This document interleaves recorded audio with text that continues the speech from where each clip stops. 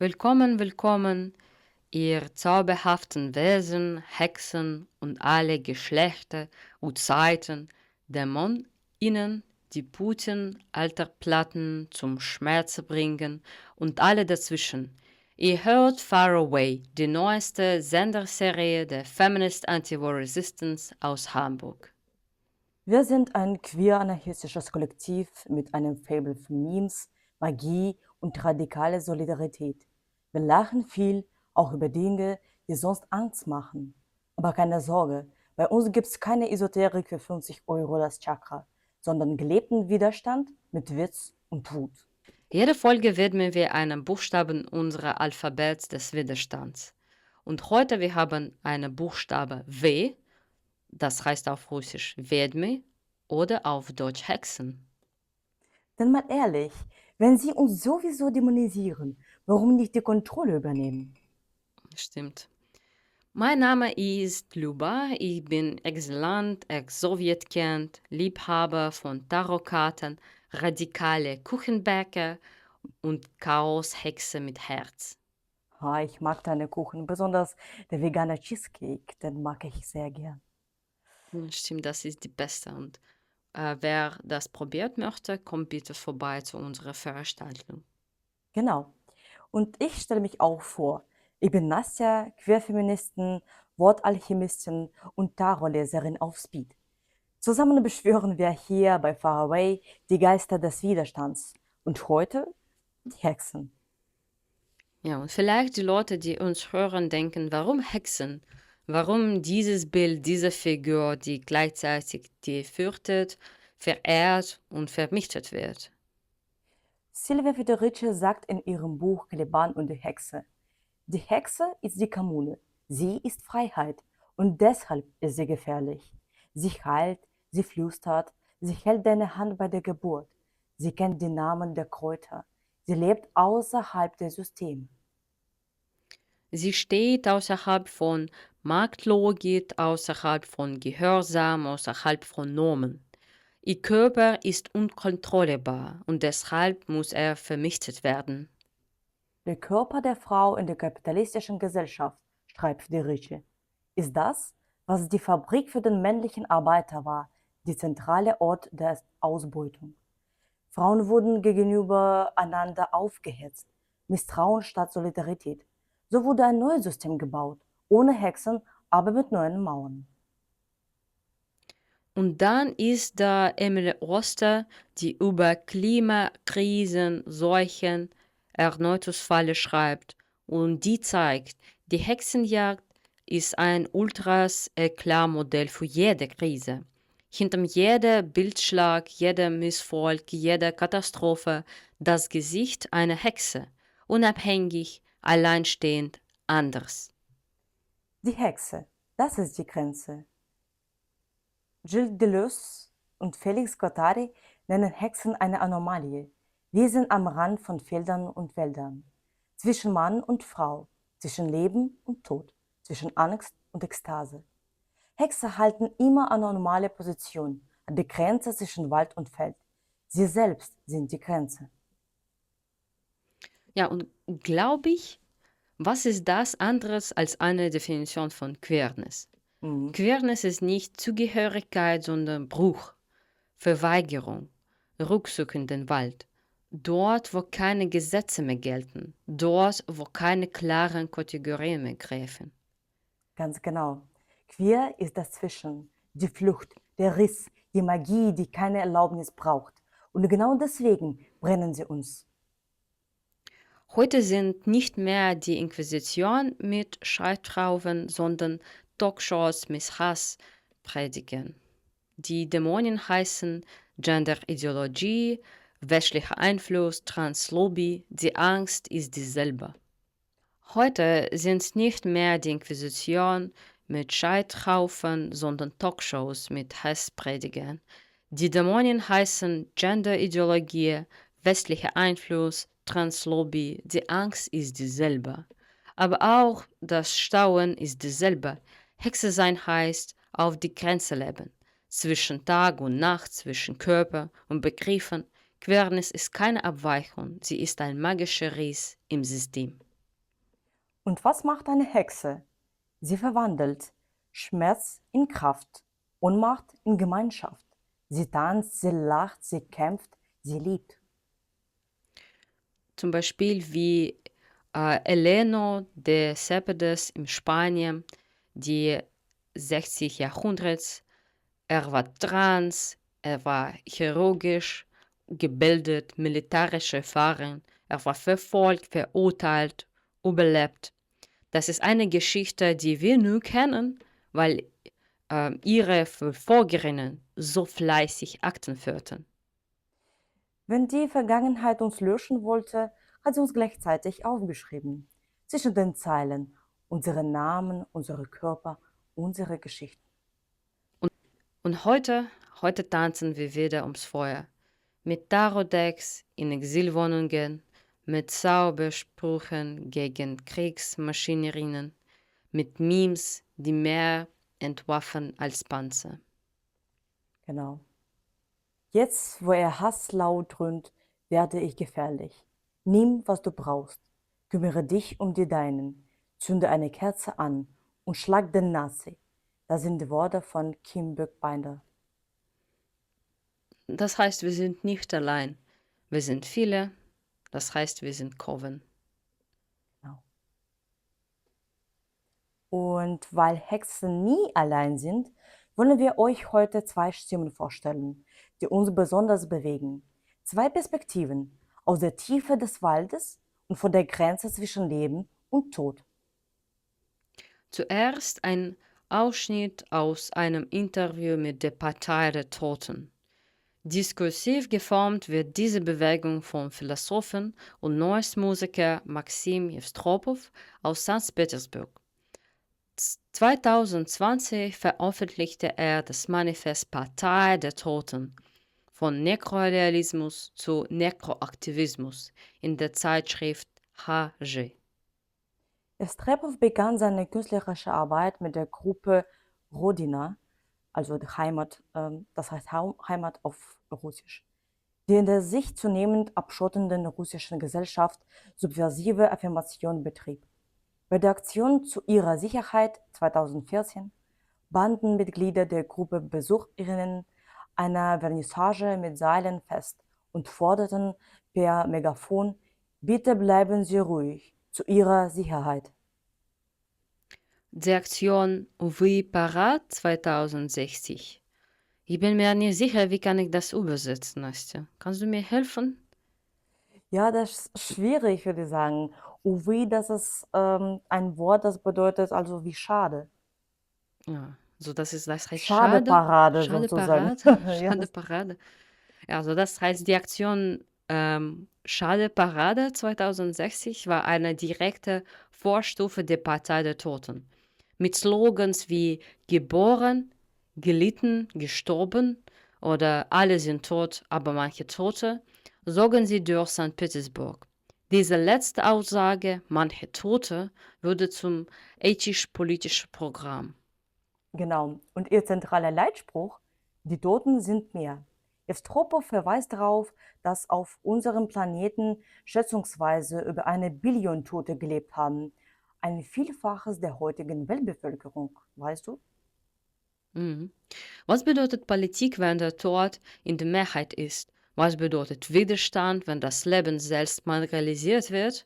Fragen, die uns nicht loslassen und die wir unserem Gespräch mit der Partei der Toten stellen dürfen. Um der Partei beizutreten, reicht es, die Vertreterinnen zu kontaktieren, zum Beispiel über soziale Netzwerke auf Telegram, Party of the Dead, oder auf Instagram, The Party of the Dead. Nach einem kurzen Gespräch wird der oder die Kandidaten ins Buch der Toten eingetragen und ist dann offiziell Mitglied der Partei. Ein Parteiausweis wird überreicht oder zugeschickt.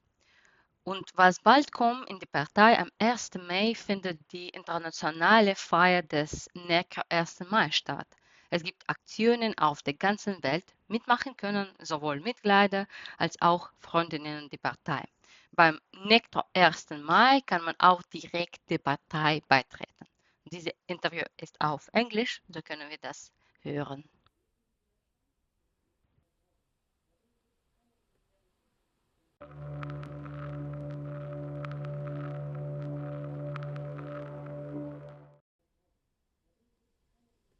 Welcome to Far Away. For our listeners that just tuning in, could you please share a little bit about yourself, your artistic journey, and how you came to be a part of Party of the Dead?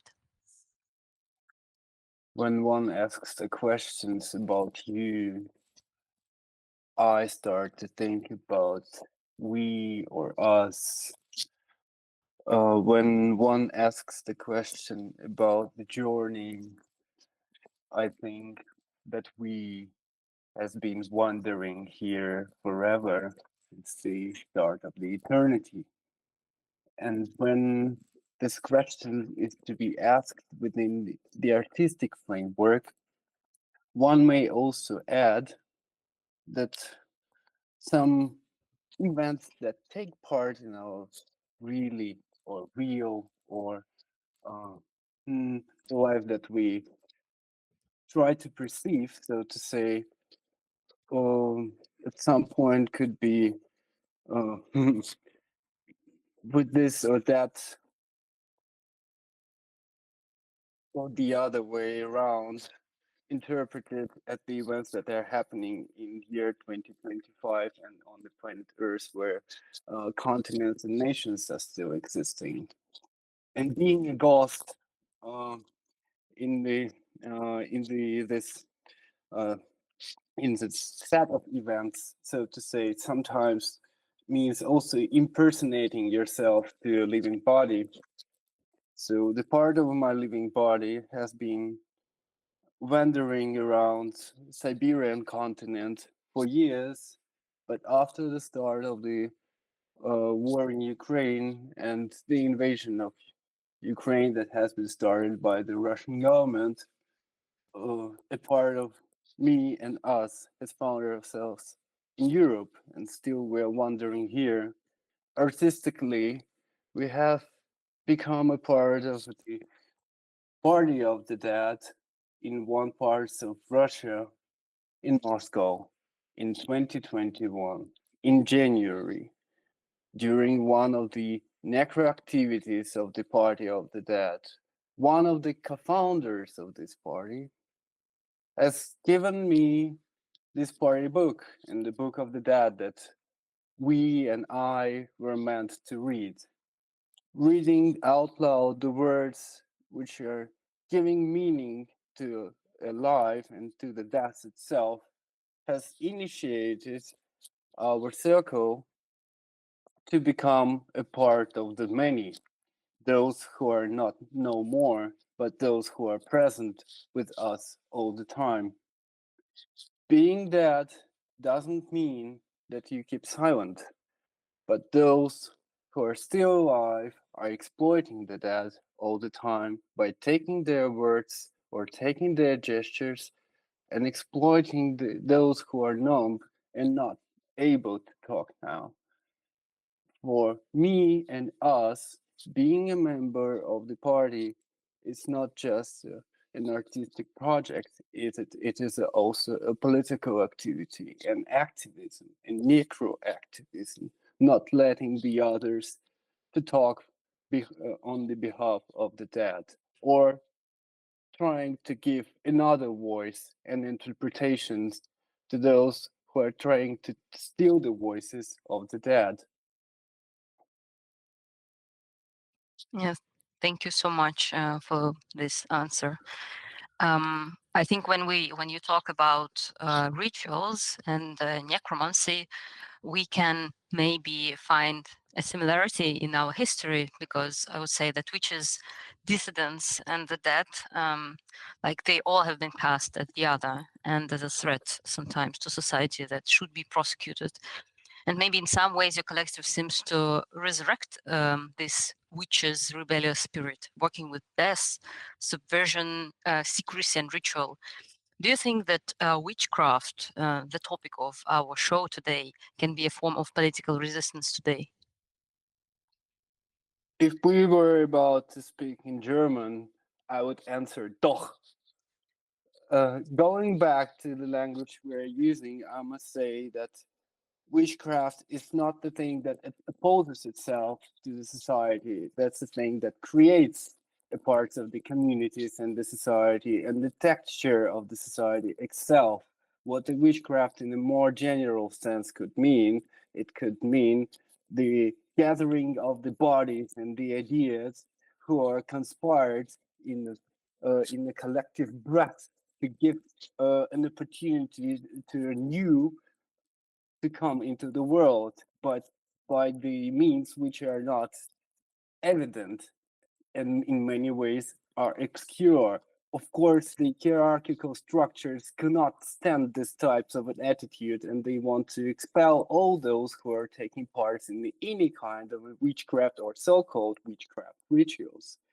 Historically wise, we can also see how the old paganism traditions has been expelled, completely wiped off by the hierarchical molds of the Christendom and modes of its existence, since they were trying to improve the hierarchical structure of the society, putting the quasi-governmental at first and then the governmental structures within the religion and its belief systems. That's that was one of the obvious ways to control the people and to control the society. Sees the Party of the Dead as a pure anarchistic project. It's not even a project, it's just a pure form of a communal existence that could be only imagined. Any one or any other could become a member of the party. And of course, witchcraft is also a very big part of it, since I remember when our physical part of the body of the ghost you're talking now to has found its place in Siberian region. We or I were trying also to resurrect the rituals that has been existing during the paganism era by the peoples who were living there for some hundreds of years, not a millennia. And yes, I must say, it also made kind of a. It was very we found some suspicious view from the governmental bodies or those who are in power when we were making them not in total secrecy but half open. Sometimes dissident movements that could be blent with the ideas of the witchcraft or buffooning the governmental and any state power structures are also becoming suspected by those who are in power. And one of the things that relates Party of the Dead to the other movements, for example, being together on the street, is a demonstration, the action that has taken part in first big major cities in Siberia since 2004 until 2019, till the COVID, the mass wave of people or those who are thinking about themselves as people started becoming or involuntarily the candidates to the Party of the Dead.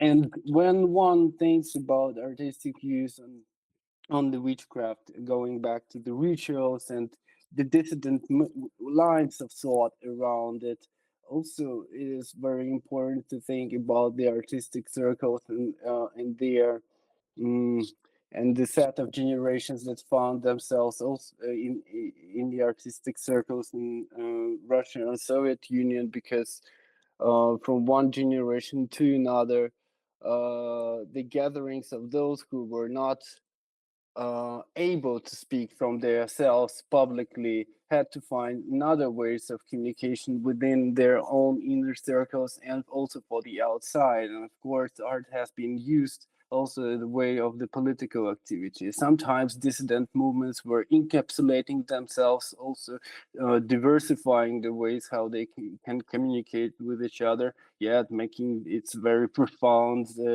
ways how it was with Moscow conceptualist school, or from the other way how it was working with Nekro-Realism in former Leningrad, now St. Petersburg, the city that has been existing for hundreds of years on the bones of the dead. Yeah, I think you mentioned several times that you, in the Party of the Dead, you don't think that death is something private and something just tragic, but it's political. So one of your slogans, if I understand this correctly, is the dead don't need war. And you mentioned that you do not want the voices of the dead to be reclaimed, not reclaimed, but taken by the people in power, by hierarchical structures. So how was your anti-war stance evolved since the full-scale invasion of Ukraine, and what does it mean to resist as the dead? There are many opportunities for the dead to resist, but sometimes there are none. And when one says that that the dead do not need any war, it means that there is nothing for the dead just to to start to fight about it. Since those who are in power but they're dead already, they don't need to reclaim their power. There's no space for it, there's no opportunity for it. We're all equal, being that we're becoming, or they are becoming, or he or she or any kind of entity is becoming a pure materia. We have only memories, or those who are living have only memories of those who are dead now, through the abstracting knowledge and the modes of our consciousness. Uh, Politically wise, one can also say that um, the death and the war and the fights is just not okay, or the Party of the Dead is a kind of quasi-utopian project where the unity becomes of the materia, since the material parts of the body are dissolving into the circle of life and death, and the cosmic dance of materia itself, the birth and death of the stars and blah blah. Ask philosophers about it. I'm just a necro activist, enjoying being a part of a material world, and somehow, or we somehow trying to mix it with some dash of the things which are going on right now. And of course, since the dead do not need any war, uh, we are, as the party members, trying to tell it to the living, because those who are living could easily pick up this example from the dead Lulu, so to say, and just yet to have it as a practice in their life. The whole idea, as already said, for the Party of the Dead is to think about the modes of existence which are going far beyond our society, our imagination of the society nowadays. What does it mean to be just to ask questions not from the side of this or that modus, or this or that cell from that has been put into the hierarchy by the existing power structures, but just to ask the questions from the perspective when it doesn't exist already, when we went past by this, when there are new opportunities of thinking of the those who are claiming to be humans, or having their voices, or even not humans but still claiming their own existence as non-existent. Yeah, thank you. This is very interesting. But I wanted to ask you, you've mentioned necro-realism, and you've mentioned there were, I didn't quite get it, were they the members of the party on, they were not, but you mentioned the necro-realism in late Leningrad or St. Petersburg, as it is now called. It was late Soviet underground movement that used absurdity as well, and best just like you to critique Soviet life, perhaps.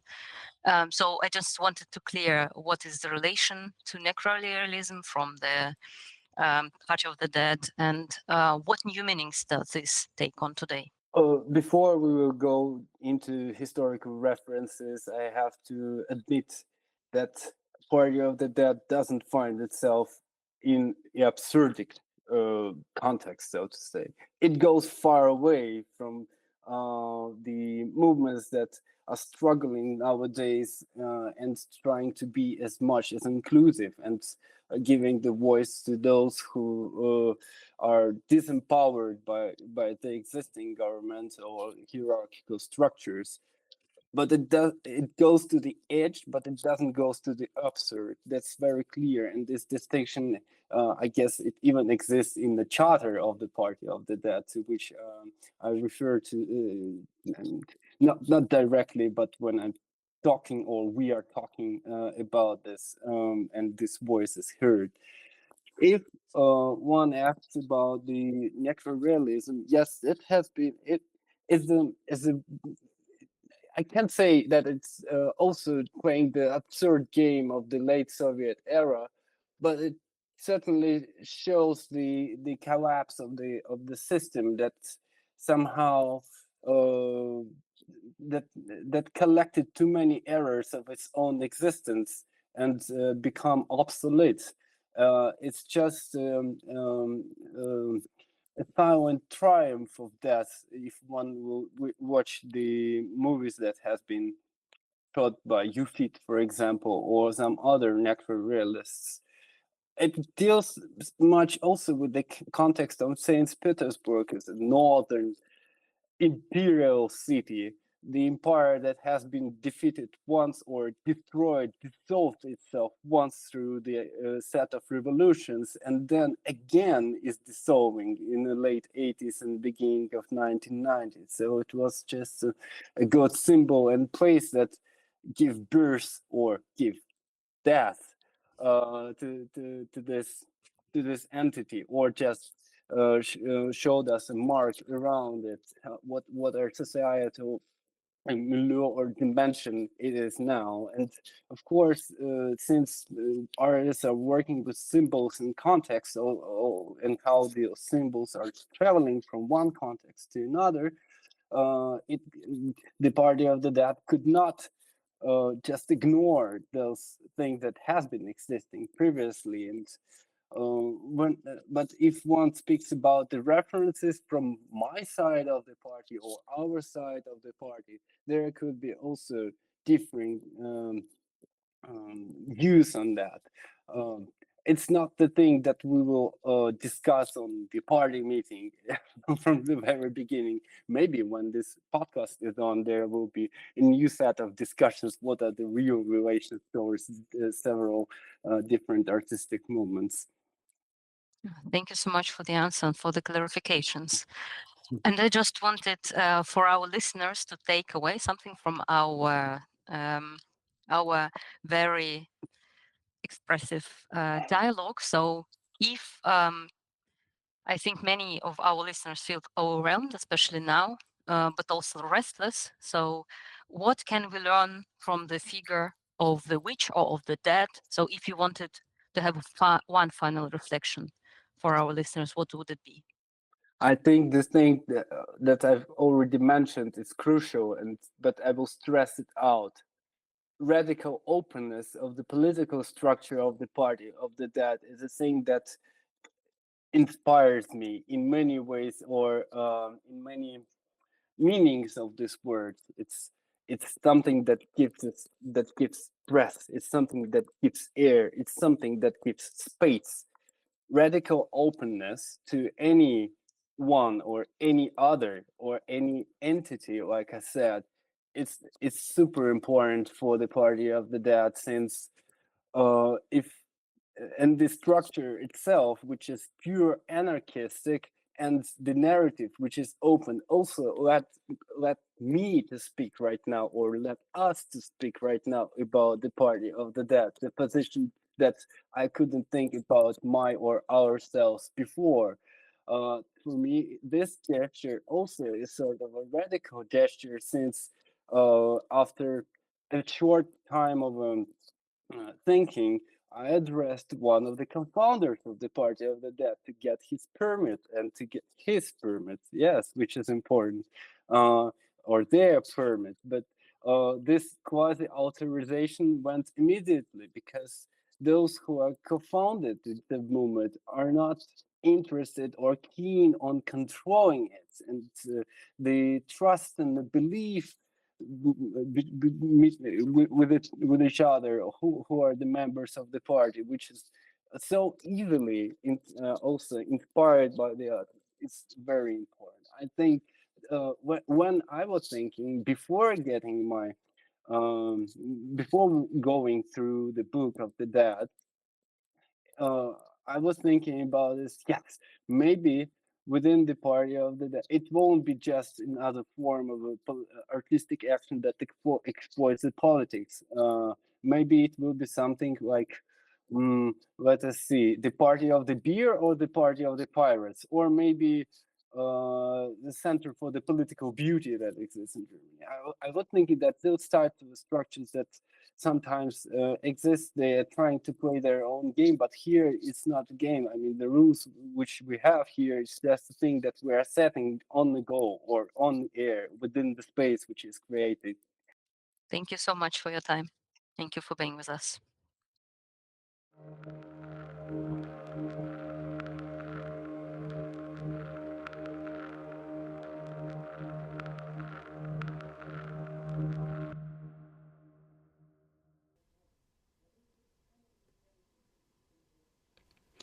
Ja, also das war ein interessantes Interview. Ich würde sagen, dass wenn jemandem in der Partei der Toten mitmachen wollen, sie können ihre Manifest lesen und wann sie sind nicht dagegen, dann können sie gerne mitmachen. Cool. Das wusste ich nicht. Genau. Und dann machen wir einen Sprung ins Dunkle, Grüne, Wilde, in den Wald. Zu einem Lesnoy-Duch, einem Lеший, ein anarchistischer Künstler, der sich zwischen der Geisterwelt, Widerstand und queerer Mythologie bewegt.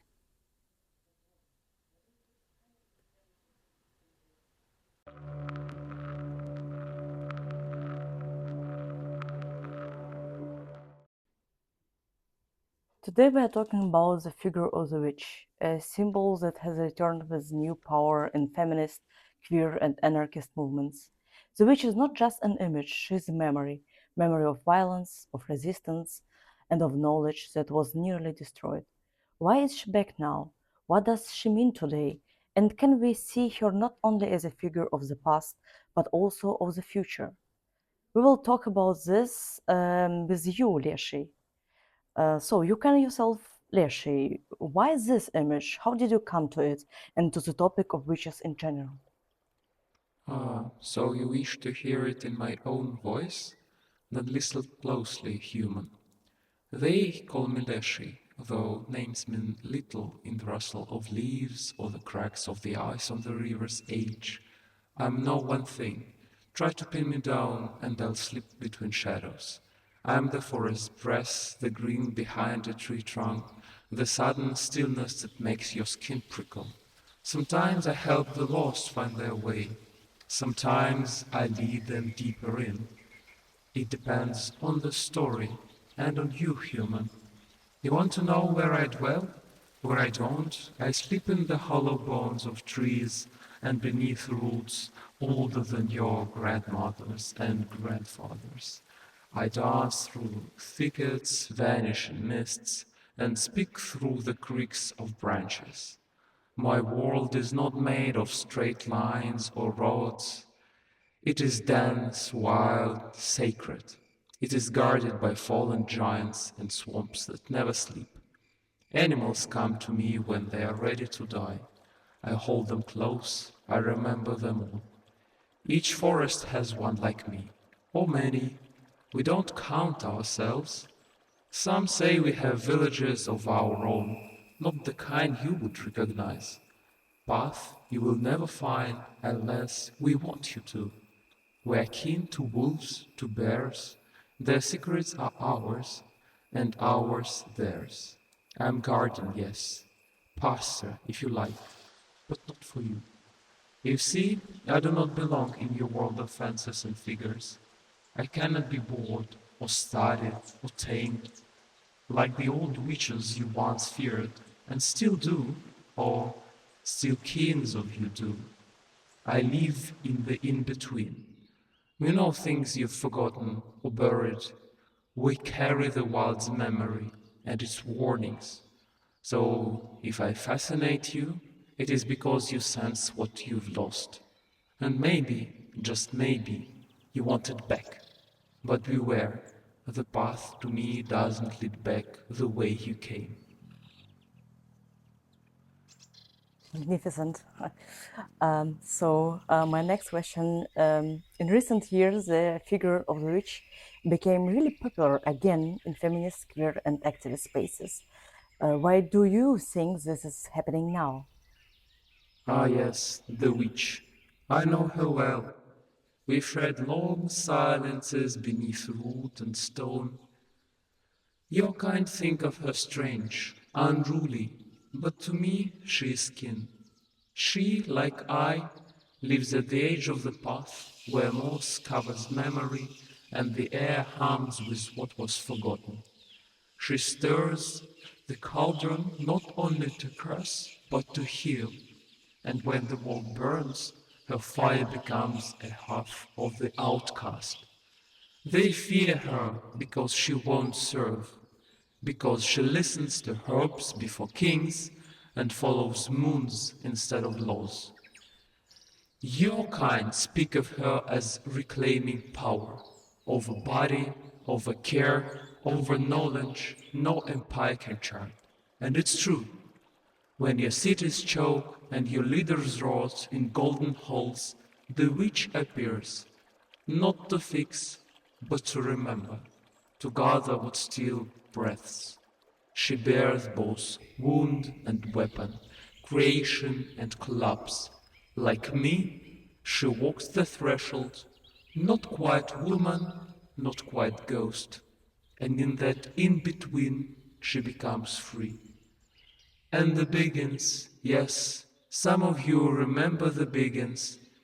In the woods we heard the whispers of those sisters, rooted in care, refusing rule. They didn't ask men for permission, they simply were. They were self-governed, they were communities of women from the 17th century, and they lived outside monastic orders. They practiced spiritual devotion, they practiced mutual aid, and they were independent. And that made them dangerous. One of them, Margaret Porret, she was a mystic and the author of a very outrageous book, Outrageous for Your Kind, for the men. And she began and became the first Begin executed by the Inquisition. She was burned at the stake in Paris in 1310. I remember Margaret's name. It was carried by the birds. Her soul was dancing through smoke, her words etched in the dark of trees. You see, the witch doesn't stand alone. She calls others to her fire, like the ones who walked with Madonna Arienta. Ah, now there was a spirit who knew how to feast. Her blessing revived more than animals. It reminded people of joy, of bonds older than coins or creeds. The Benedenti too, good workers, yes. They dreamed the fields fertile, fought for the earth itself. Their battles were not of blood, but of breath and root and vision. And for all these they were hunted. We all were, because we remembered a world where care was power, and power was shared. So now, once more, the witch rises, not in towers, but in protests, in forests, and in dreams. And I, Lеший, smile beneath my thorns. For when she walks again, it means the wild is waking too. Oh, thank you for sharing this secrets of knowledge. So my next question, how is she historical witch hunt connected to the rise of capitalism and patriarchal control of bodies and knowledge? Say us, please. Ah, now you see more clearly, don't you? This was never about broomsticks or spells in the dark. The witch hunts, no, they were not chaos, not panic. They were order dressed in fire and law. a cold strategic war to reshape the world. I remember, yes, I was there, in the groves when they burned, in the head groans where names were whispered, in the silence that followed. They came when the commons were seized, when land was sliced into property and the wild was shackled, when care was no longer communal but commodified. They came when birthing became regulated, when herbs were criminal, when knowledge passed down through hands and story was declared heresy. Those midwives, widows, forest women, they were not dangerous because of what they did, but because they remembered how to live otherwise, how to live together. And it wasn't just women, it never was. Anyone who stepped outside the lines, queer folk, shapeshifters, dream walkers, those with too many questions or not enough fear, they were hunted too. Not because they were weak, because they carried power that refused to kneel. Ah, the Malleus Maleficarum, that little poison book. I watched it slither through Europe like smoke. Cramer, rejected and bitter, wrote his vengeance into scripture, claimed women, stole man's flesh, and made it dance in birds' nests. What a fragile empire that crumbles before a nest of sparrows. And yet those fantasies became law, because fantasy is powerful when the empire needs a monster. Old Thies, I remember him well.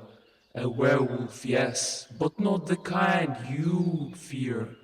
He was a guardian like me, a keeper of old ways, a hound of the land. He fought not against people, but for the fields, the harvest, the balance. He was not useful to the new order. His truth could not be measured, text, or chain. His power was indigenous, so they called him mad. But I say, he howled the memory of the earth. Today I see the same fires being lit again, not with torches, but with laws, prison, slander.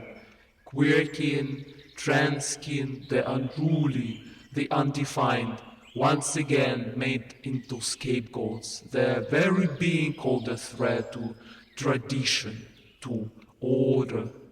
But I remember, child of the shifting world, those called dangerous often carry the seeds of another future, just like the witches, just like the wolves. And I, Lеший, I will be here still, watching, waiting. The forest never forgets. Oh, incredible. Now I have much better understanding of history and the connection between then and now. But can we see the witch as a political figure of resistance now?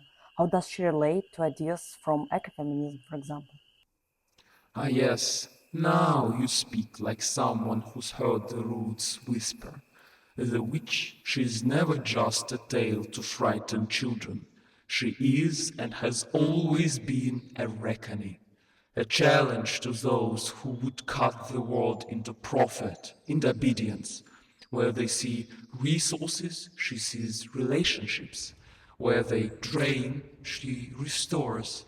They try to name her evil, but what they truly fear is that she doesn't need them. Not their rules, not their gods, not their gold. I, Lеший, know this well, for I've watched the same blades that felled forests turn on midwives, the same greed that drained wetlands, brand queerness a sin. It is no accident. Woman and earth, both wild, both fertile, both feared when they refuse to be tamed. The witch is the one who says, enough, who nurtures in ways the world cannot measure, who speaks to bees and bows alike and honors what the empire discards.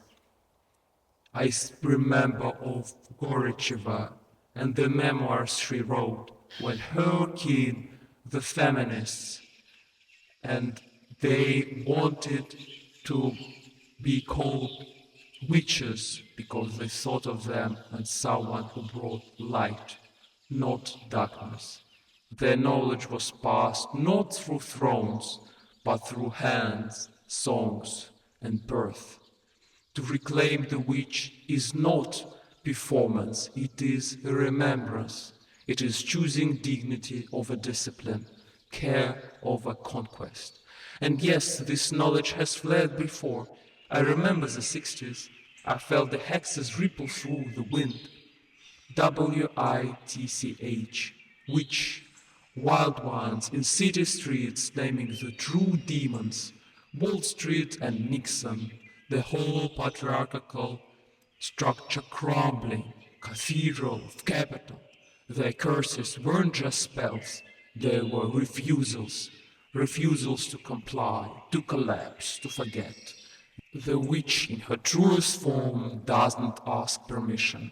She calls the revolution in through the back door, barefoot, herb-scented, with dirt under her nails and stars in her teeth. And I, old forest spirit that I am, I bow to her. For when the witch returns, not in a fairy tale, but in flesh, it means the world might yet find its way back to itself. Oh, your wisdom is astounding, Lеший. And my last question, if you excuse me, what form does modern witchcraft take today? Do you think there is space in it for anarchist, queer, or anti-systematic practices? Now this is a song the forest remembers. A fire rekindled from ancient embers. You say witchcraft is being remade, but to me it has never gone. It only shifted form. Hidden herbs and dreams waited in exile. Now I see it rising again, not from books, but from need, from the bones of those cast out, from rage, from longing, from love too wild to be domesticated. Today's witchcraft, you say, is not a single thread, but a tangle, a beautiful, unruly tangle, a survival spell stitched from many hands.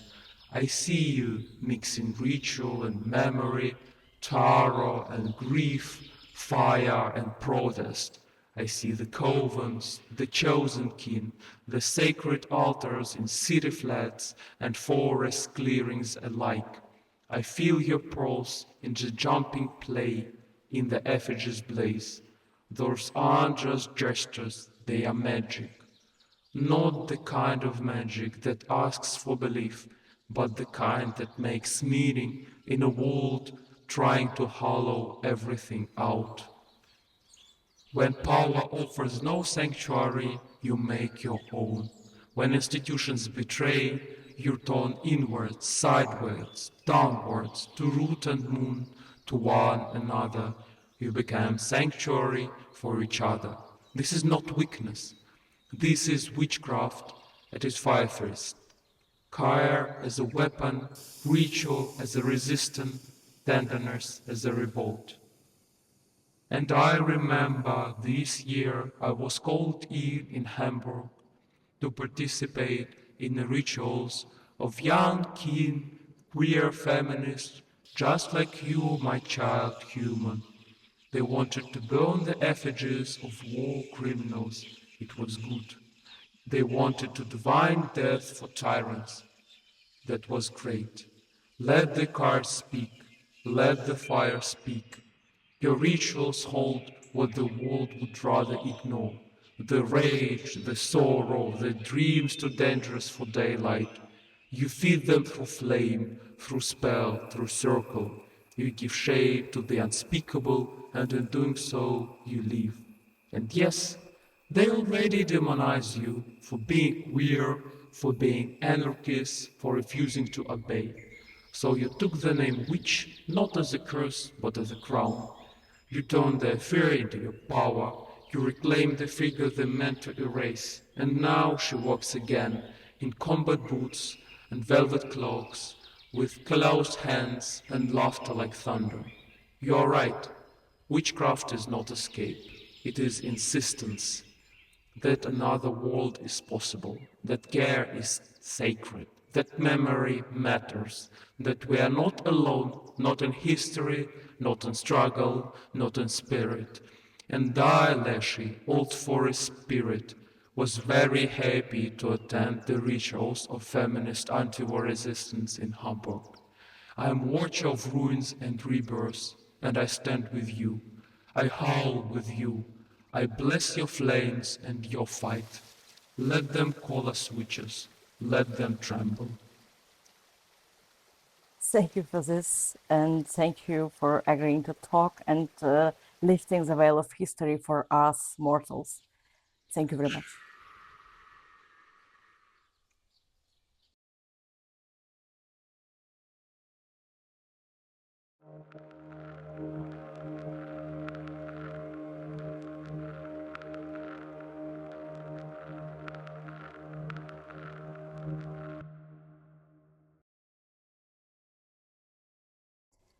Das war echt ein Zauber. Ich hatte das Gefühl, dass ich war tatsächlich in einer anderen Welt, weißt du?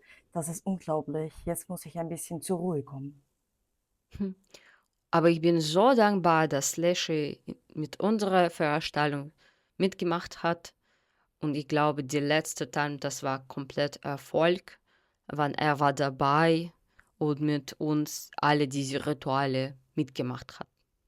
Genau, mit Hilfe von solchen Stärken kann man vieles erreichen.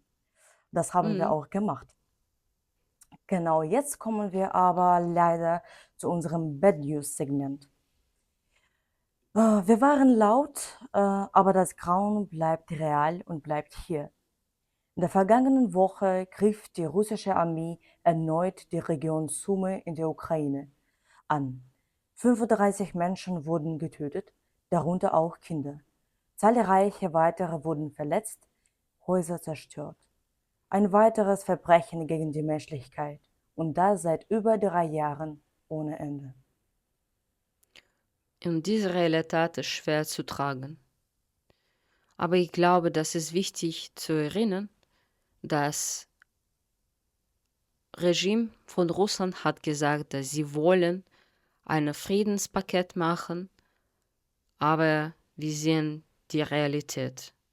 Kein Ceasefire, getötete Leute und das ist Realität in der Ukraine. Und wir können nicht vergessen, wer verantwortlich ist. Das stimmt. Ja, aber wir haben auch Good News. Es gibt auch Magie.